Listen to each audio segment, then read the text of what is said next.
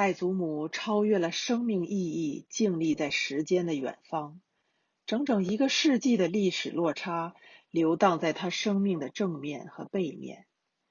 太祖母终年沉默，在太祖母绵软的沉默世纪里，我爷爷这一辈早已淹没，只剩下他老人家站在家族的断层带上，遥远地俯视着他的孙辈与重孙辈。太祖母的眼中布满白内障，白内障使他的俯视突破了人类的局限，弥散出宇宙的浩渺苍茫，展示了与物质完全等值的亘古与深邃。太祖母至今绵延清朝末年的习惯与心态。太祖母不洗澡，太祖母的身上终年回荡着棺材与铁钉的混杂气味。太祖母不刷牙，太祖母不相信飞机，太祖母不看电视，太祖母听不懂家园方言以外的任何语种，乃至电波传送的普通话。太祖母的每个清晨都用于梳洗，百年以来一日不变的清代发饰是她每天的开始仪式。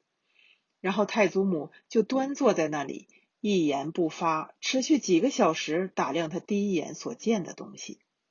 他老人家的打量像哲学研究，却又视而不见，似是而非。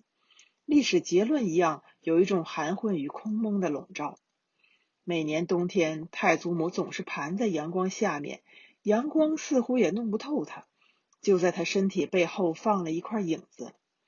这是10多年前太祖母在我心中的木刻式构图。10年前我只身入京求学，离家的那个清晨，我回眼看太祖母的小阁楼。太祖母早就起床，皱巴巴地站在小阁楼的窗口。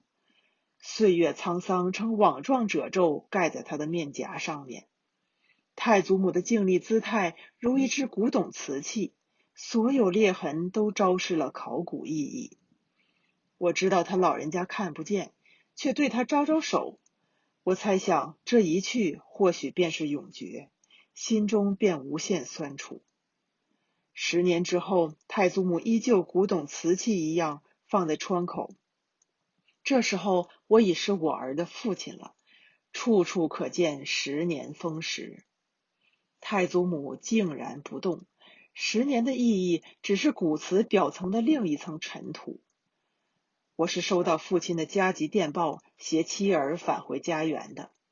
我的家园安放在灰褐色小镇的悠长巷底，走进我家要在小巷拐5个弯口，同时跨越11道门槛。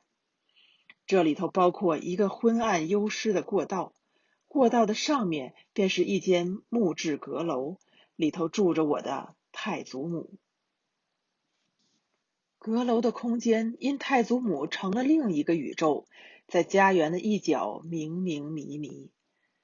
太祖母不许人进去，很小的时候就听太祖母说：“你们别想进去，除非我死了。”父亲这时候总要说：“好端端的说什么死？我们不进去，谁也别想进。”